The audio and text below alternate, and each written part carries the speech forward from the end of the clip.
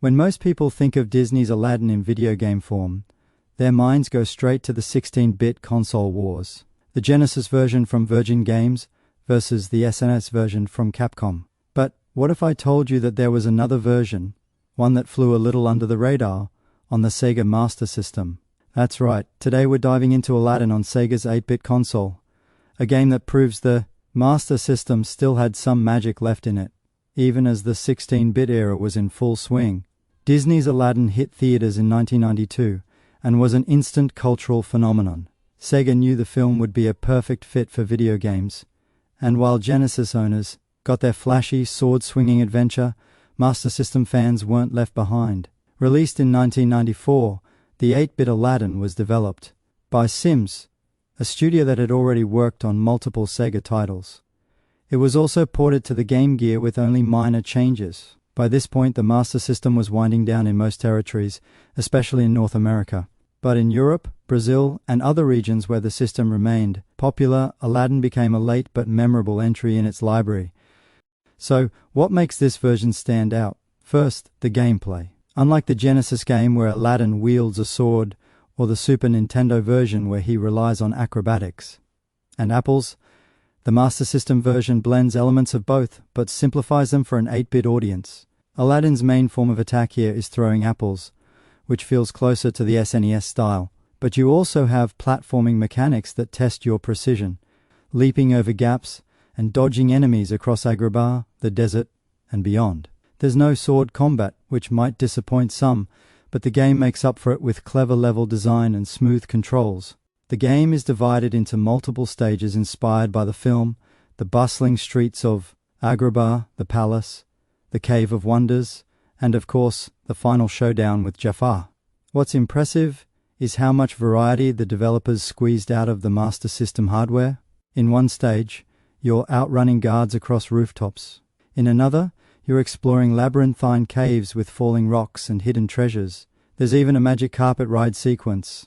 Yes, on the Master System. That manages to capture a bit of the excitement of the movie's iconic escape scene. Each level feels distinct, and while the game is shorter than its 16-bit counterparts, it keeps the pacing tight and satisfying. Visually, Aladdin on the Master System is one of the best-looking 8-bit Disney games. The sprites are large and colorful, and Aladdin himself is animated with surprising fluidity. You can instantly recognize Agrabah's markets, the Cave of Wonders' golden treasures, and even the menacing figure of Jafar. The backgrounds pop with detail, and while it's not as flashy as the Genesis game, it's easily one of the Master System's late-era highlights. And then there's the music.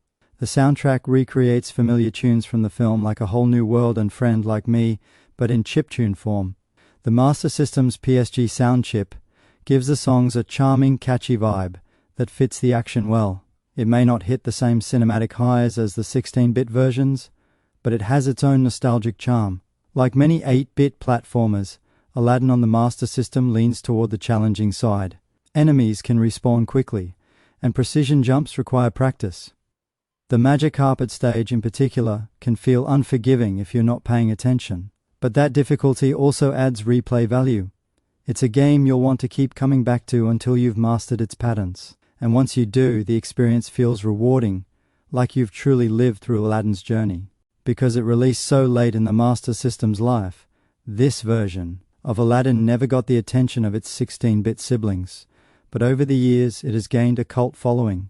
Fans often point out how it stands on its own rather than trying to copy the Genesis or SNES games. It's not just a lesser version, it's its own distinct take on the story. In Brazil, where the Master System remained popular well into the 2000s, Aladdin became a staple of the console's library. For many kids there, this was the version of Aladdin they grew up with, not the ones debated endlessly in the West.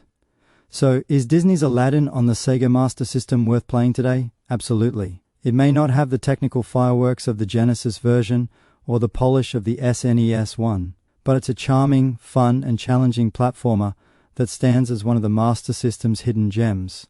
If you're a fan of Aladdin, Disney games, or just love exploring the lesser-known corners of Sega's history, this 8-bit adventure is well worth a magic carpet ride. What do you think of Aladdin on the Master System? Did you grow up with this version, or were you Team Genesis or Team SNES? Let me know in the comments, and don't forget to like and subscribe for more retro gaming deep dives.